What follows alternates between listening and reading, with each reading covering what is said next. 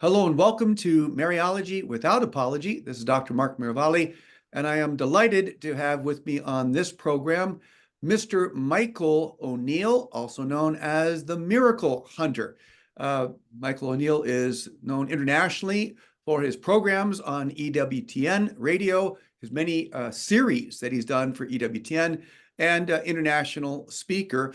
He also has the most comprehensive, and this is quite a quality and an attribute, the most comprehensive website on Marian apparitions and Eucharistic miracles and that whole Janus of the supernatural than anyone else. And there's a lot of websites out there. So, Michael, welcome. Thanks for being with us. Thank you. It's great to be with you as always. Thank you. So let's get right to the norms. So we're going to talk about the Vatican, the new Vatican norms, May 17th, 2024. And then we'll get into some of the specifics, but let's just talk about the norms themselves, especially in light of the tradition of Marian apparitions and even the 78 norms, your general sense of the norms. Well, I thought that the norms we've been waiting for this for many years, of course. 1978 was the previous norm. So when I would give presentations, I would say, any day now we're going to see some new norms. But it's been many, many years that we've been waiting, especially in a modern mindset. Maybe in the mindset of the church, centuries would be just fine. But when we look at the norms, we can talk about some improvements, something like transparency. Perhaps in the old days, we didn't know if a local bishop was collaborating with the Vatican, and maybe the bishops were told not to indicate that they were collaborating with the Vatican. Now, everything will be funneling through the Vatican, and it will be very clear anytime a statement is made that that collaboration was there. So that was a very positive thing, in my opinion. Also, it's an inclusive sort of document, meaning in the previous document, it only focused on private revelations and apparitions. And now the new document looks at all supernatural phenomena, Eucharistic miracles, etc. So I think that's a positive as well, because that apparition document had to be sort of retrofit to all the other types of cases before. So this is a positive thing. And maybe we see, as a result of this document, we see greater speed in processing claims. I think the church is trying to take a little pressure off the bishops, which I think is a positive thing, and perhaps get documents and judgments moving along quickly, especially in light of the fact that very few of them are actually positive judgments coming out of the church, or declarations of supernaturality. So perhaps they're taking some pressure off the bishops in some way. So I think that there were some positive points, and perhaps with all these various categories, when the 6 categories now, when they issue a judgment, they can do it with greater precision. They can say exactly what they're trying to communicate, rather than having 3 large categories, the green light, yellow light, and red light, you might say. So perhaps those are improvements. However, I think that there are some failures with this document. One being that it created this new, and we'll talk about this, I'm sure, this new definition of nihil obstat, which in the past, it was my understanding, my years of Latin might be rusty, but in the past, nihil meant nothing stands in the way. But according to these new norms, it seems that a nihil obstat can be issued, and there can be clarifications that modify that the word nothing doesn't really mean nothing. And they also took away the emphasis on the visionaries. In the previous document in 1978, we saw, for an approval to happen, the life of the visionaries, the moral life, the lack of fundraising or money making or fame, seeking of fame, all these items were in the old document, but those were removed from the new document. So I think that's very interesting as well. And of course, the biggest change of all, which is a sad point for me, and maybe miracle-minded Catholics around the world, is it took away the top category, declaring something as established as supernatural. We don't see that anymore, and perhaps we may never see in our lifetime another Fatima, Lourdes, Guadalupe, or any other fully approved Marian apparition in history. So that's a very sad thing. And relatedly, they have a small line that says the Pope can declare something supernatural. I think the greatest failure of the document is it gives us no sense of how that could ever happen. Does the Pope wake up one day and decide to declare something supernatural? Does a process start? Who knows about the process? Is it hidden? Is it communicated to the bishops? Is it communicated to the world? How does that work exactly? They throw it in there, but absolutely no path of how that would happen. So that was a great sadness for me to see that. So that's my very long-winded kind of summary of that document. That's great. Well, let me see if I can match your wind and give you my comments on your comments.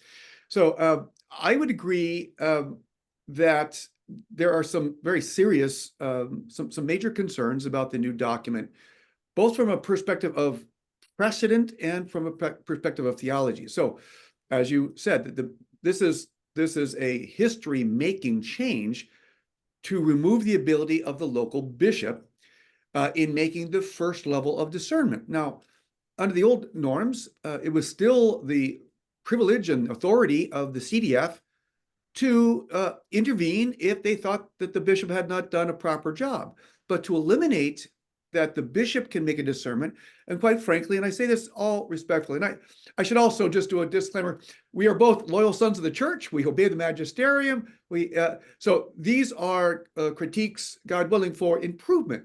And sometimes improvements can come quicker than we would expect. New magisteriums, new papacies can have some of these effects if it sees it as important. So having said that, what you're really doing without judgment is you're replacing a group of Vatican theologians, might be competent in many ways, with bishops. And I'm not sure that's the same hierarchical kind of respect we want to have when bishops have that sapiential wisdom of discernment, or they're supposed to have that. They're successors of the apostles. It kind of begs the question, what are the criteria for Vatican theologians to now work at the DDF and make these decisions? Have they had experience in the past with apparitions, or have they been on commissions? As we've talked about before, there doesn't seem to be any evidence that there's any new prima facie research that's going on. And in fact, during Cardinal Fernandez's interview, when they asked, did you interview the Medjugorje visionaries? The answer was no. I think to the shock of several of us, they're all alive. I mean, if you want to make a definitive statement. So it seems like now the decisions are being made based on reports. And I see a fundamental challenge with that. They don't see the visionaries. They don't listen to the people who said, I've been miraculously cured. They're not testifying or receiving the testimony of people who've seen supernatural phenomena. So I think that's a loss. I wouldn't want to go to a university or accept a job or ask someone to marry me based on a paper report. I'd want to talk to them. I'd want to discern them. I'd want to examine them face to face. And so I think that's a loss. I also think that, and you're referring to this in some of the kind of categorical changes, that there's this new shift really away from the apparition to the quote spiritual experience. And I find that biblically problematic, because you're separating the tree from the fruits, and they're not even making a statement about the tree anymore. But Jesus says in Matthew 7, verse 18, a bad tree cannot produce good fruit. So as per your statement about the nihil obstat, for example, with Medjugorje, they gave the nihil obstat. I'm personally very happy that they did. But then they went through a series of critiques that indicate that some things do stand in the way, at least according to the categories. So I see both of those as challenges in this new approach. I was talking with a colleague yesterday, and he's got his doctorate in theology. He said, it sounds like they don't want to discuss what's real anymore. Like the apparition, is it real? And so, sometimes kind of a Ronarian or Kantian idea of say, well, let's not talk about what it is, the metaphysics. Let's just talk about the spiritual experience. And this is analogous, of course, but you wouldn't want to do with that with the resurrection, right? You wouldn't want to say, well, did Jesus rise from the dead physically? Well, we're not sure, but the spiritual experience has had positive fruit. So anyway, those are kind of the opening elements, and you're free to take any comment on any of those as well as your original developed points. Yeah, I do get the sense that perhaps there is a desire to no longer acknowledge the supernatural coming out of the DDF, which is a sad thing. I think it's an important that's part of their job, actually. I think in the press conference they acted like it's not their job anymore, but I think it's always been the job of the church to discern these things and guide the faithful. So it's a little bit of a letting go of responsibility, I think, in some ways. So that's a disappointment from that point of view. But yeah, I think that everybody can acknowledge the spiritual fruits of Medjugorje. Everybody can.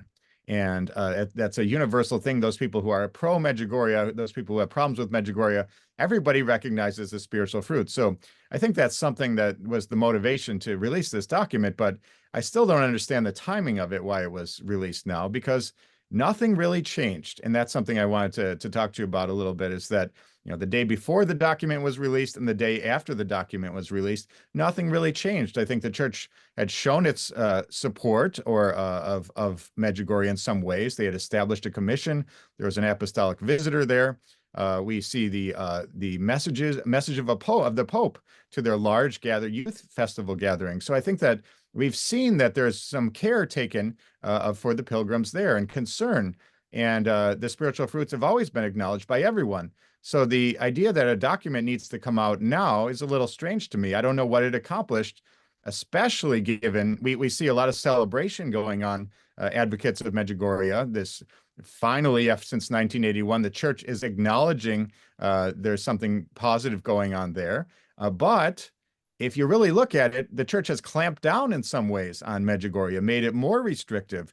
You can go there on pilgrimage, which you could do before, but you can't visit with the visionaries, for example. There are messages which are beautiful, according to Cardinal Fernandez, but we shouldn't really look at them too closely, or we have to look at them with a critical eye, or maybe not disseminate them in the same way.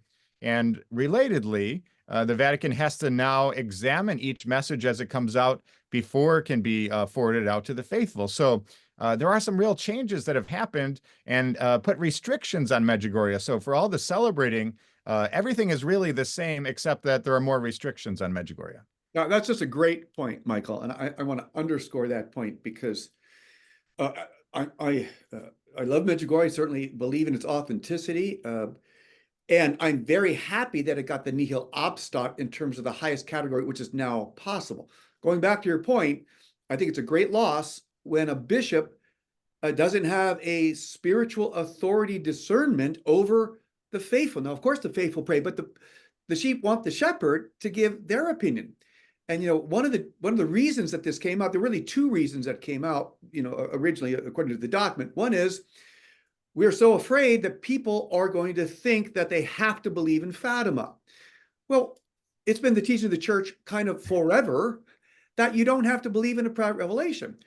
But if you're really concerned about that, I don't think we need 6 new categories. I think you just do what Bishop Ito did in Akita and said, in the statement, which says that he believes it's constante supernaturalitate, consists of a supernatural origin, that you simply say, the faithful do not have to believe this, even though I'm declaring it supernatural. And then it's done, right? Then we have clarity. Yeah, and even in a very recent example, in 2010, Bishop David L. Ricken from the Diocese of Green Bay, he announced on the supernaturality of those apparitions in 1859, Del Bryce there in Champion, Wisconsin. He said, in the very last line, he said, although not obligatory for the Christian faithful.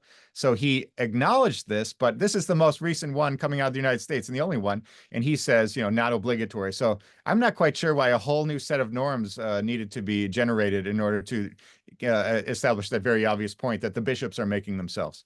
Yeah, I would agree. And the second reason that they said this was so important was expediency, moving things. Let's get them through. Let's get a decision. But I would say, Michael, there's a real issue, and interested in your comment on this, because you've done the archiving of all these. That while there's a greater quantity of decisions, 10 in the last 3 months, I think the quality is very questionable. I have a major concern because A, they're not doing new research. B, they are in the habit, at least the 10 have come out, even the nihil obstats have had a series of critical elements, some of which include papal teaching of 4 centuries on Mary's mediatrix of all graces. I find that stunning. And quite frankly, I would respectfully request for a clarification on that, because you can't do that. You can't have a doctrinal commission put in doubt a 4th-century, 13 Pope, 5 encyclical teaching that Mary mediates the graces that come from Christ to humanity. And so I think if we look to the fine print, as you said before, a little bit more depth, there's more quantity of decisions, but there's a lot of critique. Some of it seems to be rather arbitrary, like saying, like the Medjugorje thing, she shouldn't reprimand, or she shouldn't say my plan or my project, and again, another critique on the fact that she says mediatrix, that she's the mediatrix between God and humanity. Well, her son is Jesus, who's God, and it's okay to say she's the mediatrix between God and humanity. They do that in the Rosda Mystica document. Certainly the Amsterdam document, which we'll talk about, a little bit after, and in this document again. So yes, I agree. There's some apparition websites that are just thrilled with the fact that they're paying attention to apparitions. But I would encourage a deeper examination of what they're saying. And as you well pointed out, that Medjugorje in many ways is more limited. You're not supposed to make reference to messages, but edifying texts. Well, you can read novels for edifying texts, or other things of wisdom. But the question that the faithful beg is it the mother? Is it the mother or not? And that is what they're saying is, we're not answering that anymore. I think that's a great loss. Yeah, it is. And I think that, I was a part of that press conference remotely. They allowed me through EWTN to be a part of that. And I was firing some questions in through the chat box, and they didn't, of course, I think they gave preference to the people who were in the room. So I understand that. But I was asking the question about, what about the future? What about the release of the supposed 10 secrets and perhaps this great sign that's been claimed to appear there? Wouldn't a new statement need to come out then to address the supernaturality? And one of the reporters on the spot said, does Pope Francis have an intention of further investigating the supernaturality? And the answer out of Cardinal Fernandez's mouth was, not at all. The nihil obstat is sufficient. So we can expect that under this papacy anyways, to see nothing further on Medjugorje related to the supernaturality. So I thought that was very telling. They had no intention at any point to declare the supernatural. And the other interesting thing is that they referenced these new norms almost like some handcuffs that came out of nowhere. Well, this new document, we're stuck. We're not even allowed to approve it as supernatural. That doesn't happen anymore. Well, that document, in my opinion, was released just for this very moment in order to make the decision on Medjugorje. They rushed out 10 decisions to make it seem like it was one out of many. But in my opinion, this document is written only to make this Medjugorje decision, and they lopped off that supernatural top category just for this opportunity. So I'm a little bit bothered that nobody's really pointing out the fact that they created this situation themselves. Yeah, again, I agree with that point. And I think that there's another apparition they had in mind along with Medjugorje with this, and that was Amsterdam. I think they wanted, and again, I'm respecting their decision because I'm relaying it. I don't accept it personally. I don't believe in it. But it was, okay, we're not taking no longer can a bishop make a decision about private revelation. And they used Amsterdam as kind of an example on that May 17th release.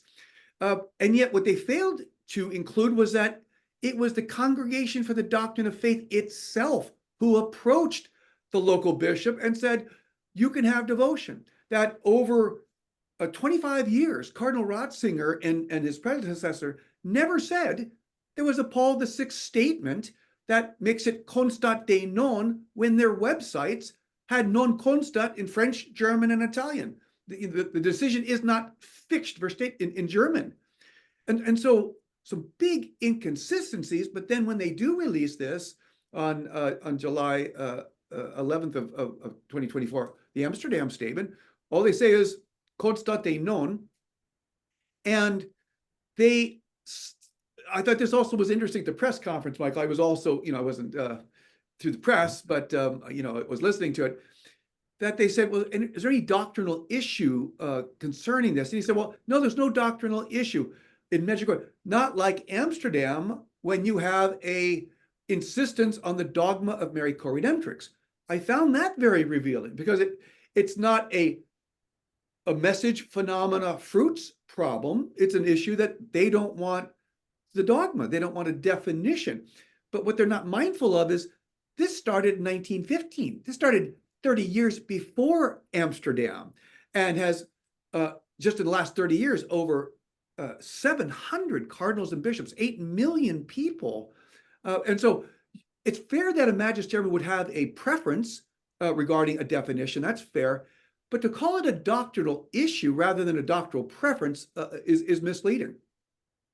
Yeah, and I think in this case, of course, and we've talked about this several times, is that this sat as an approved apparition from the local bishop, Marianus Punt, approved this as established as supernatural, and it sat for decades without the Vatican doing anything. I know the Vatican moves at a glacier's pace and moves slowly in correcting things, but to let it sit for over 20 years like that, I thought was really remarkable. And now it flips, like you say, from a known constat to a constat de non without really any explanation, other than that there was this previously hidden document from the Pope. So it is very curious what happened there. But a lot of this is political. I think we're seeing that we should have this dicastery looking at whether it's a supernatural event or not, but it seems like there are other motivations in play, unfortunately. Unfortunately, I think that's true. And you had Bishop Hendricks, the new Bishop of Haarlem, Amsterdam, on your Miracle Hunter program, and you asked him on the air, did you ever see the Paul VI document? And he had to answer no. And so, but now it is also important to convey that, the prayer of the Lady of All Nations, the image of the Lady of All Nations, prayer days in honor of the Lady of All Nations, they are all still approved. And that's kind of a happy inconsistency, I would say. And that's, especially in light of the relationship between Amsterdam and Akita. So talk to me about Akita. What does your crystal ball say about, although we shouldn't use those terms because we don't want to imply supernaturality, but anyway, what do you think's coming with Akita? Yeah, it's a great question. I do have to say that on my website, miraclehunter.com, I do have various apparitions categorized as approved and condemned, and a middle category which I call faith expression. And all these new statements from the church, which are giving nihil obstats, they match up exactly to my website. I know exactly the ones that they're going to say there's nothing wrong with it, because the church has said there's nothing wrong with it previously. So they're just rehashing old things. So none of this is a surprise to me. But related to Akita, which I think is really an interesting point, is that the statue, the weeping and bleeding statue in the case of Akita, Sister Agnes Sasagawa witnessed, and so did many people, this phenomenon. The statue itself is a wooden statue in the form of Our Lady of All Nations. So we have seen that the church has given that negative judgment to Our Lady of All Nations, and therefore, theoretically, that should trickle down to Akita if that statue creates a problem for them. And in that case from 1973, for those people who are not familiar with it, in Japan, this statue wept 101 times. And there were messages that were received through locutions, you might say, emanating from that statue to Sister Agnes Sasagawa, who just passed away just within the last couple of months now. God rest her soul. But we see, it's in my guess that this is going to be another case where we see the church give it a negative judgment because of this connection to mediatrix. I think we've seen this on numerous cases, as you talked about. Medjugorje, Rosa Mystica, Lipa in the Philippines got swatted down right before the new norms came out. And now in Medjugorje, they're referencing that as well. So I think they're on a hunt in some ways to root that out. And Medjugorje or Akita, because of that connection, I would predict that strangely, that will be given a negative judgment as well, with the only possible problem being that science has actually tested that statue and found those tears to be of human origin, the blood to be of human origin, with no source saying where those tears would come from. So we have an approved by science and by the local bishop weeping statue and some very complicated messages. Bishops against bishops is the cardinals against cardinals coming from that. So we'll see if they go on the side of science or they go on the side of politics for this one.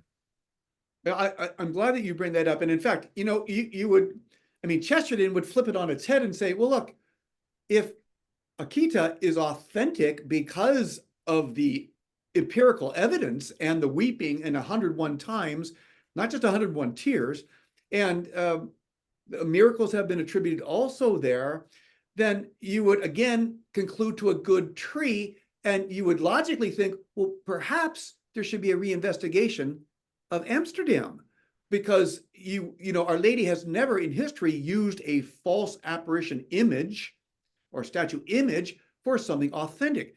But it seems to go the other way, and Michael, it kind of begs the question. It seems like there is a priori hesitancy or even allergy to these three elements, which, quite frankly, all three are massively in the history of Marian apparitions. Number one, if there's talk about chastisement, they seem to be very hesitant to confirm anything regarding chastisement, as if the world is not doing anything that could merit serious punishment, serious justice right now. I would beg to differ, not only based on the Marian precedent, but by reading the paper. It's pretty clear we're not exactly living the gospel. The second element they seem to be sensitive to is if a message refers to church division, bishop versus bishop, cardinal versus cardinal. And there was one of the commentaries with one of the, and I thought you had a good point too, but a lot of these early decisions were really kind of safe, like Villancali, which has been, from the 16th century. Our Lady of the Rock, which no one I know of, even that follows the Marian things, have heard of. Certainly you would, because of the documentation. Cendavilla, these are all fine. Television, these are all fine and good, but they're all very local. And quite frankly, they're all very safe. There's not a lot of threat in confirming these as nihil obstat. One could argue it's still kind of taking a step down because they're not saying it's supernatural, be that as it may. But there was one commentary that said this message, and I think it was Cendavilla, this message is very encouraging and praying, not like others that critique bishops. And I thought, well, isn't that something is that off the turf of Our Lady? Can she not ever say there's a need for conversion of the hierarchy? So, that's number two, is the bishop element. And three really seems to be the traditional papal magisterial doctrines of co-redemptrix and mediatrix of all graces. I mean, these are papally used titles, and they're so consistent. Quite frankly, I think they're hurting their case, because every time they're saying something about nihil obstat, they keep bringing up the mediatrix messages, which really, for the observant person, says, my gosh, the mother is always calling herself the mediatrix of all graces and co-redemptrix, like Mary Redemption. So I think these three elements have given indication that the present DDF, magisterium, doesn't like these topics. But I would again say, is that really the way we want to examine it, based on preference or based on precedence of Our Lady's authentic messages? Yeah, and the mere fact that we're going to rule out supernaturality as a possibility, I think it says a lot to me that they're focused on different things. And we've talked too about the fact that in the DDF, if you go to the left, if you're coming up via della Conciliazione and you veer to the left, you go to the Santo Uffizi, the Holy Office, the DDF, and there no more miracles. But if you veer to the right, you go to the Congregation for the Dicastery now for Saints, which still requires miracles, requires a statement of what, dare we say, supernatural origin. So yeah, no, I think it's a great point, and somebody needs to address this in Rome. I think that you have two departments at odds with what we can say about miracles, and Cardinal Fernandez got the number wrong. He was trying to make the case that there was a huge number of beatifications. He said that there were 3,500 happening since 1980. And of course, that number is much smaller. That would average something around 80 a year. And of course, that's not the case. But it is true that there are many more miracles coming out of the Congregation for the Cause of Saints, or the Dicastery now. So we see an inconsistency, and at some point they need to get on the same page. But I'm hoping that page is, investigating miracles and not the other way around, of just removing them completely from the conversation. Right. Let's also then talk a little bit about Garabandal. Again, you would respectfully encourage Apparitions websites that are really focused on this to be very careful, because once a headline's up there, a lot of people take it and that's what they think. So, a headline about saying that, like there's a new Vatican statement, like a declaration on Garabandal, is simply not the case. This was a Q&A that was with Cardinal Fernandez, and the issue of Garabandal came up because a journalist asked about it. That's you don't want to give the impression, again, that there's been a thorough investigation. There's been, the proper in-depth analysis, and now we have a new statement on Garabandal. So can you talk a little bit about Fernandez's statement on Garabandal? Yeah, I saw this as well. I saw some headlines on this, and I very quickly went clicking through because I wanted to get a hold of the document. My website, miraclehunter.com, has all the documents, so I like to capture those when I can and verify whether it's true or not that a document has come out. And sure enough, the headline implied that there was an official Vatican document about this, but there's nothing at all. There was just an offhanded comment in response to a reporter's question about what about Garabandal now. And so we saw sort of the in the press conference, Cardinal Fernandez related the old statement of no constaba in Spanish, or non constat, coming in relation to those Garabandal apparitions starting in 1961 in Spain. And he tried to say it was sort of similar to curatur, one of the categories now in the new norms. And so that was fine, that I think he tried to harken back to what the old one was and compare it to the new. And I thought that was a fine way to do it. However, the mere fact that he was saying anything at all led some websites to sort of jump ahead and say that the Garabandal has been given some sort of judgment from the church, when in fact it just sits as it has been for all this time. Non constat, with perhaps the application of the new norms, if they were going to do that. But that hasn't been done yet. So nothing has changed related to Garabandal. Good. And I was also kind of happily surprised that throughout the whole press conference, Cardinal Fernandez used the classic categories. Every time a question was asked, every time he had to make a reference, it was constat, non constat, or constate non. And notice, even with the Garabandal question, he didn't say curator. He said non constat, and then he gave a little explanation. And quite frankly, as you use the old, the image of the yellow light, his articulation of non constat wasn't precisely accurate, because non constat was, I do not approve, I do not prohibit. It's really a Gamaliel category. It's wait and see category. And it's not true historically that every time you have a non constat, that there's a prohibition of the devotion.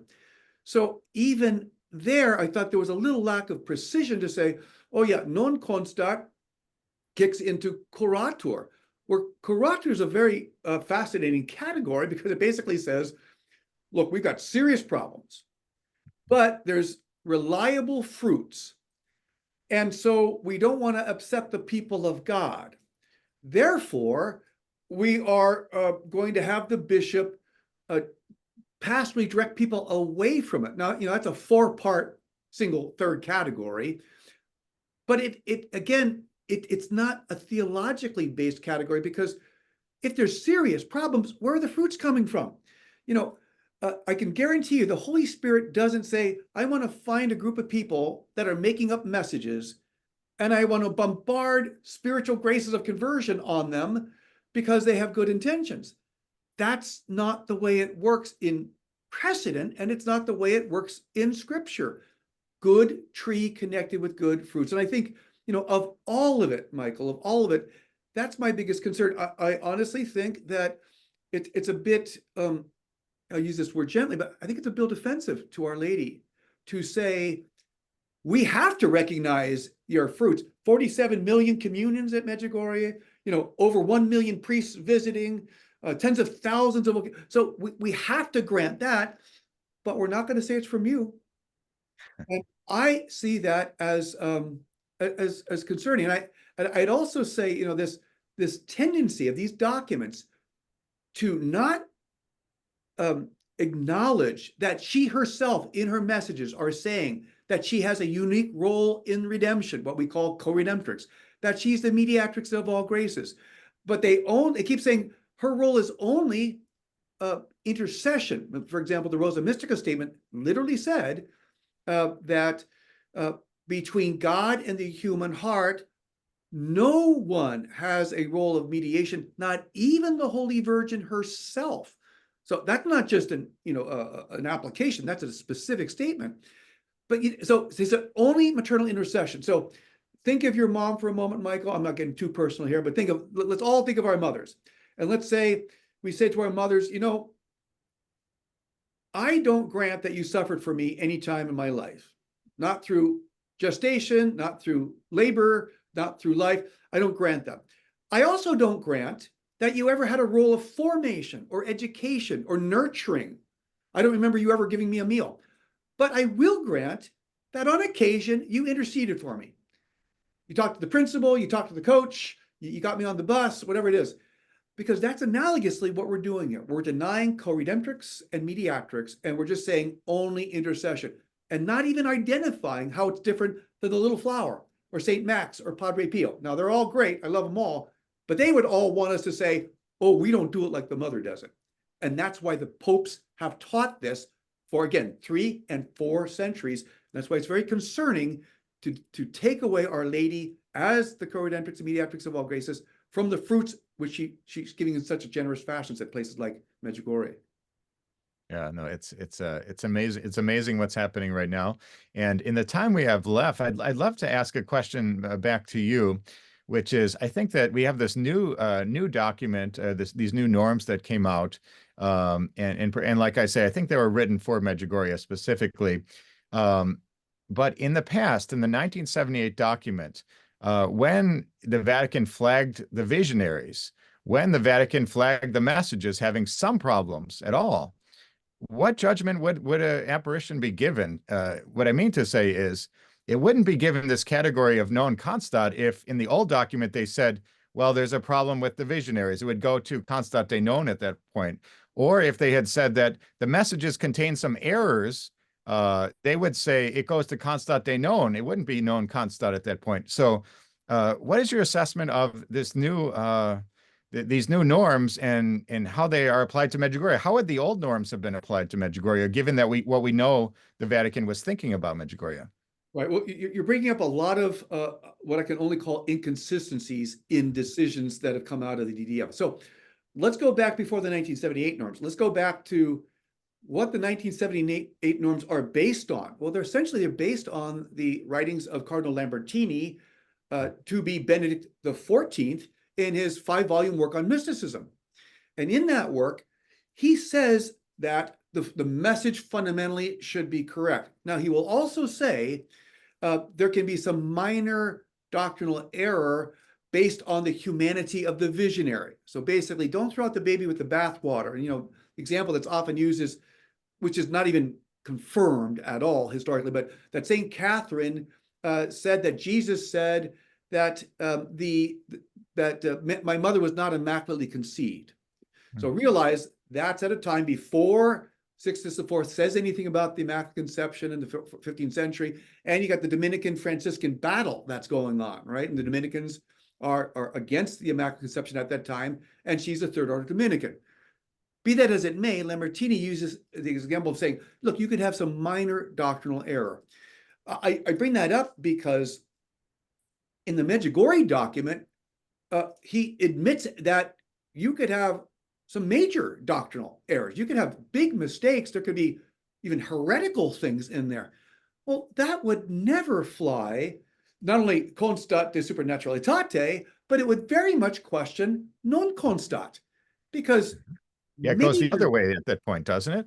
Right, exactly. I mean, so the idea that we can do, and again, I'm speaking about the inconsistency. I'm not assuming any bad intention, but that you would give it a nihil obstat and then say major problems with the message, dubiosity with the visionaries. I think the visionaries are treated very disrespectfully in that document, in the sense that there's really a thing, stay away from them. There's really cautionary. You mean, you come away with it saying, gosh, what's wrong with those visionaries? But there's not a single point of evidence, except when they decide that the message gets too specific. So if you remember when Cardinal Fernandez was asked a question about, a journalist saying, gosh, in this Medjugorje message, there's a call to pray and fast on Wednesdays twice a week. And she says, que terribile, how terrible that is. Well, this was the Christian practice in the Didache in the first century. But Cardinal Fernandez responded by saying, yes, anything specific like that, and I'm paraphrasing, you can just disregard. In fact, we encourage you to disregard things that are too specific. Gosh, what about the specificity of the 5 first Saturdays in Fatima?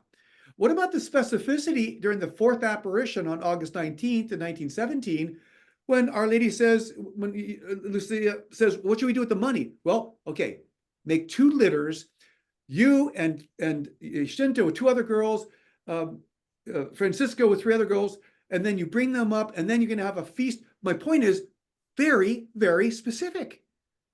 When can mothers not be specific?